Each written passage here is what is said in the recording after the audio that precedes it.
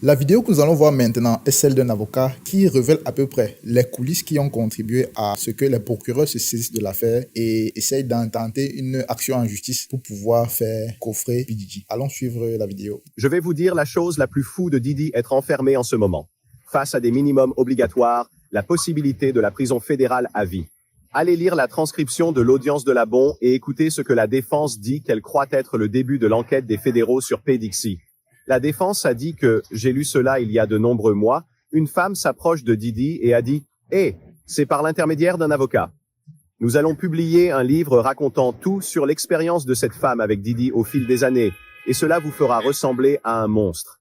Et si vous ne voulez pas que ce livre sorte, vous pouvez acheter les droits exclusifs pour 30 millions de dollars. Attrapez et tuez ce livre. L'équipe de Diddy dit qu'aucune femme ne revient avec un avocat. On va entendre une poursuite civile parce que ce ne sont pas seulement des affaires. Ce sont des réclamations civiles que nous pouvons porter et gagner des millions de dollars, et son équipe a dit d'accord, poursuivez. Ils ont intenté la poursuite et en quelques heures, ils ont réglé pour 30 millions de dollars.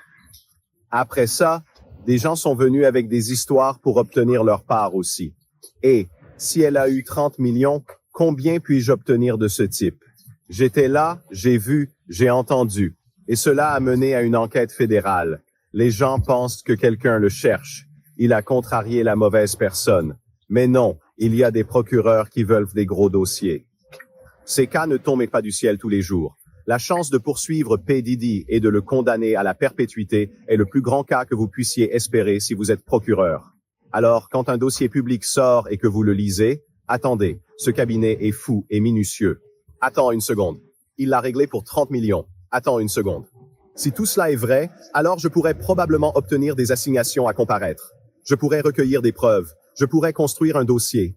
Ils commencent à le faire. Ils ont fait une descente. Quelques mois plus tard, ils ont accusé. Il est très possible que P. Diddy ait immédiatement attrapé et tué l'histoire en payant les 30 millions de dollars qu'il a payés finalement de toute façon. Cette histoire ne devient jamais publique. Personne ne se présente jamais. Et personne au gouvernement fédéral ne se soucie jamais de chercher l'huile pour bébé. Comme vous avez écouté cet avocat-là, il a donné à peu près les éléments en coulisses qui ont poussé les procureurs à se saisir de l'affaire. Il dit ici que il y a déjà d'abord eu une femme dont les avocats sont venus rencontrer Diddy. Il savait que la femme en question, c'est Cassie Ventura. Cassie Ventura est une ex de Diddy. Donc, ils ont été en couple pendant un moment et elle aurait subi des violences et plein d'autres services de la part de Diddy. Et lorsqu'ils n'étaient plus ensemble, Cassie a envoyé ses avocats rencontrer P. Diddy pour lui dire que nous sommes en train de vouloir écrire un livre où on va raconter tout ce que tu as fait à notre cliente. Toutes les choses horribles que tu as fait à notre cliente. Si tu ne veux pas que le livre la sorte, donne-nous 30 millions de dollars et on te laisse tranquille. Je vais aller lire un article qui parle un peu en résumé de cette affaire. L'avocat du mania des médias, Ben Framan, a affirmé que son client était véritablement victime et non la chanteuse. Donc Ben Framan est celui qui était l'avocat de Diddy à l'époque. Voici ce qu'il dit. Au cours des 6 derniers mois, Monsieur Combs si c'est Diddy, a été soumis à la demande insistant pour 30 millions de dollars de Madame Ventura, sous la menace d'écrire un livre préjudiciable sur leur relation. Ce qui a été rejeté sans équivoque comme un chantage flagrant, a-t-il déclaré dans un communiqué. Bien qu'elle ait retiré sa menace initiale, Madame Ventura a maintenant recours à une action en justice truffé de mensonges infondés et scandaleux, visant à ternir la réputation de M. Combs et à chercher un moyen de gagner l'argent. Diddy finalement a payé Cassie, même comme la somme n'a pas été donnée officiellement. Et il y a une vidéo qui est parue sur CNN où on voit P. Diddy en train de frapper violemment Cassie. Voici ce que l'avocat de Cassie avait répondu. M. Combs a proposé à Mme Ventura une somme à 8 chiffres pour la faire taire et l'empêcher d'intenter cette action en justice. Elle a rejeté cette offre et a décidé de donner une voix à toutes les femmes qui souffrent en silence. Madame Ventura doit être félicitée pour son courage. C'est vrai que je me souviens pas trop bien des autres détails de l'affaire, parce que je sais qu'il y avait eu un arrangement déjà.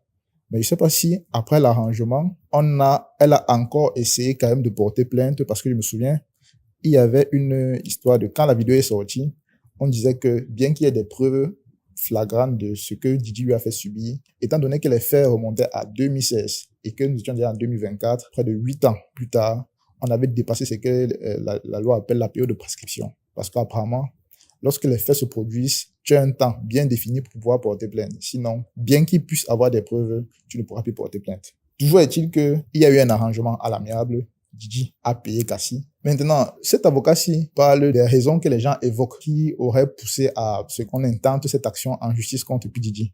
Beaucoup de théories disent que parce que Diddy a essayé de menacer les mauvaises personnes, c'est peut-être parce que il a essayé de s'attaquer à plus gros que lui. D'autres personnes disent que non, c'est parce que c'est un noir américain qui a réussi et tous les noirs américains qui réussissent, il faut les faire tomber. Bon, bref, chacun il vient de sa théorie.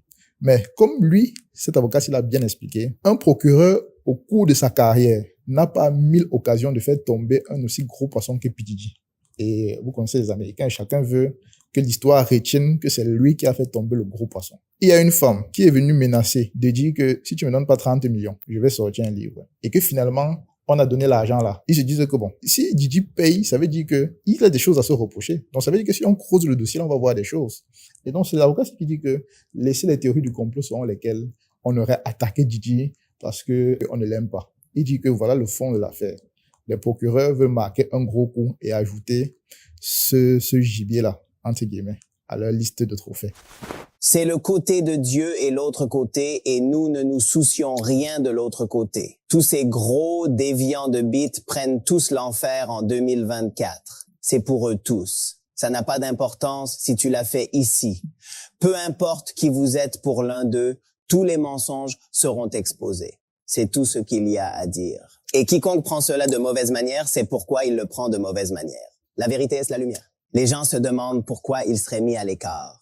Parce que depuis 3 décennies, je n'ai fait que collecter des informations, accumuler des connaissances et garder vos secrets. Donc, si vous et un homme étiez dans un coin et faisiez quelque chose que vous n'étiez pas censé être, non, quelqu'un vient me le dire. OK, je crois que je valore ça. Je vais payer pour ça. Viens me dire. Je sais tellement de choses que je devrais savoir et ils le savent tous. Non, le monsieur que vous venez de suivre s'appelle Cat Williams. C'est un acteur, rappeur et comédien américain. Cette interview-ci a eu lieu il y a 8 mois et lors de son interview, il a annoncé que P. Diddy et toutes les autres célébrités autour desquelles tournaient des rumeurs de trafic sexuel et toutes sortes autres de déviances vont être démasquées cette année même, 2024. À l'encontre de Diddy, les internautes ont forcément fait ressortir sa vidéo en disant que voilà ce que Cat Williams avait annoncé qui est en train de se réaliser. On va revoir la vidéo et je vais la commenter. C'est le côté de Dieu et l'autre côté, et nous ne nous soucions rien de l'autre côté. Lui, il est du côté de Dieu. C'est son côté, le côté de Dieu, qui combat le côté des ténèbres. Et les personnes qui dénoncent appartiennent au côté des ténèbres. Tous ces gros déviants de bits prennent tous l'enfer en 2024. C'est pour eux tous. C'est ici donc qu'il annonce qu'en 2024, eux tous là, ils vont tous tomber. Et c'est pour ça que beaucoup d'internautes disent même que ce n'est pas que Diddy qui va tomber. C'est à la fois Diddy et toutes les autres personnes avec qui il participe à leurs activités frauduleuses là et illégales qui vont tomber. Beaucoup de personnes sont en train de dire que même Jay-Z va tomber, entre autres, puisqu'il y a plein d'autres personnes qui étaient amies avec P. Diddy. Ça n'a pas d'importance si tu l'as fait ici. Peu importe qui vous êtes pour l'un d'eux, tous les mensonges seront exposés. C'est tout ce qu'il y a à dire. Et quiconque prend cela de mauvaise manière, c'est pourquoi il le prend de mauvaise manière. Qui dit ça, c'est pour dire que si quelqu'un trouve bizarre ce que je suis en train de dire, c'est qu'il a forcément quelque chose à se reprocher. La vérité est la lumière. Il a parlé, il parle là comme un prophète et il finit en disant la vérité c'est la lumière. Il prend son whisky, il boit. De ces amen. Les gens se demandent pourquoi il serait mis à l'écart. C'est de lui qui parle ici à la 3e personne. Parce que apparemment, il aurait eu quelques difficultés dans l'industrie à faire ses shows parce que il est principalement comédien. Il n'a pas été suffisamment contacté pour les grands événements. Et il va dire pourquoi les gens le combattent. Parce que depuis 3 décennies, je n'ai fait que collecter des informations, accumuler des connaissances et garder vos secrets. Donc, si vous et un homme étiez dans un coin et faisiez quelque chose que vous n'étiez pas censé être, quelqu'un vient me le dire. OK, je crois que je valore ça. Je vais payer pour ça. Viens me dire. Voilà pourquoi, selon lui, il est combattu. Il a les dossiers sales sur tout le monde parce qu'il est très bien informé. Et les gens qui contrôlent l'industrie, sûrement ceux qui font partie de la liste des personnes qui ont des choses à se reprocher, ont peur de ça. Maintenant, je vais vous montrer une dernière vidéo qui date de l'époque où Mike Tyson boxait encore, où il est sur un plateau lui, avec P. Diddy, et vous allez voir ce qui s'est passé. Il s'agit vraiment du Benjamin comme nous le pensons. Oh ouais. Shelly, eh bien, maintenant quand nous reviendrons, nous allons parler plus avec. Gonflé, et si vous voulez passer un sort, plus que le bienvenu, reste mon frère. Très bien, nous reviendrons tout de suite avec plus juste après ça. Vous savez, sur Internet, lorsque quelqu'un est dans la sauce, les gens vont fouiller dans sa vie pour ressortir toutes les archives. Donc ici, Tyson est sur un plateau avec P. Diddy. Et pendant qu'il est en train de parler, il sent la main de P. Diddy proche de sa cuisse.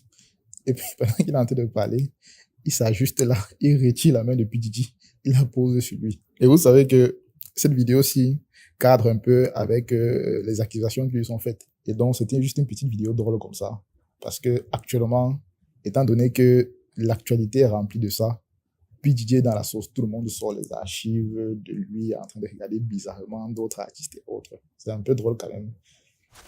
Dans les commentaires des vidéos que j'ai postées récemment, j'ai remarqué qu'il y a deux théories s'affrontent dans les commentaires. Il y a un camp de personnes qui pensent que Diddy est victime d'un complot. Que c'est toujours comme ça. Chaque fois qu'un noir américain réussit, on veut toujours le faire tomber. On n'aime pas les noirs. Que c'est toujours le même schéma. Vous voyez, on a envoyé un procureur noir pour faire tomber un autre noir. Ça, c'est le premier camp. Le deuxième camp pense que Diddy est coupable et qu'on a même d'abord trop traîné avant de le faire tomber. Il est dans une secte, il a fait un pacte avec le diable. Bon, bref, que c'est même trop tard. Il aurait dû tomber depuis ce sale pourri. Vous, dites-moi en commentaire quelle est votre théorie. Pensez-vous que Diddy est innocent ou bien coupable? Dans le commentaire, parlez au conditionnel. On a quand même déjà une preuve irréfutable qui est la vidéo dans laquelle on voit Diddy violemment frapper Cassie Ventura. Ceux qui ont des théories de que non, on veut le faire tomber au-delà, j'espère qu'ils ont vu la vidéo là. Suite à laquelle, P. Diddy lui-même a fait une vidéo pour s'excuser et dit qu'il est en train de suivre une thérapie pour devenir une bonne personne. Je ne dis pas que tout ce dont on l'accuse là, il est coupable de ça ou bien qu'il est innocent. Non. Je dis juste qu'il y a quand même des éléments indéniables qui montrent quand même qu'il a fait des choses qui ne sont pas très bonnes. Sans parler des 1000 bouteilles d'huile de bébé lubrifiant qu'on a trouvé chez lui. Il faisait quoi avec ça, mon frère? Il préparait avec ça. Il cuisinait avec ça. En tout cas, laissons la justice suivre son cours et on va voir les résultats de cette affaire. Maintenant, je veux qu'on parle de quelque chose un peu plus sérieux. Qu'est-ce que cette histoire nous enseigne? Parce que dans la vie, tous les événements, bons comme moins bons, qui nous arrivent et arrivent aux personnes autour de nous, de près ou de loin, doivent nous servir de leçon. Quand on voit quelqu'un comme Diddy comme ça, qu'on pensait avoir tout, il pèse près d'1 milliard de dollars. Il a la possibilité d'avoir les plus belles femmes du monde. Il a la possibilité d'avoir les plus grosses maisons dans le monde. Il voyage en jet privé. Il vit une vie à laquelle nous tous on aspire. Mais comment avec tout ça, il réussit à se retrouver dans ce genre de frasque? Je pense que simplement, l'argent et le pouvoir lui est monté à la tête. Nous tous, qui ne sommes pas encore à son niveau-là, je suppose que nous aspirons tous à réussir notre vie. Et parmi nous, il y en a quelques-uns qui vont réussir. Peut-être pas autant que lui, mais avoir quand même suffisamment d'argent pour être au-dessus de la moyenne. Et il faudra bien se rappeler le jour où vous serez à ce niveau-là. Nous ne restons que des hommes. Le jour où le pouvoir va te monter à la tête, où tu vas te croire tout puissant, où tu vas te prendre pour un dieu, tu vas commencer à tomber dans ce genre de déviance. Et le jour où on va te foutre en prison, quand va venir le moment des regrets, tu vas te dire, qu'est-ce que je suis devenu comme ça? Donc, faisons l'effort, quel que soit le niveau de pouvoir et d'argent auquel on accède dans notre vie, de garder la tête froide. Se rappeler que nous ne sommes que des humains. Se rappeler que nous ne sommes faits que d'os et de chair. Et que, à part peut-être le fait qu'on a un compte en banque un peu plus fourni que la moyenne, nous sommes comme tout le monde. C'est sur ces mots de fin que je vais terminer cette vidéo. Abonnez-vous pour ne pas louper la prochaine. Bye.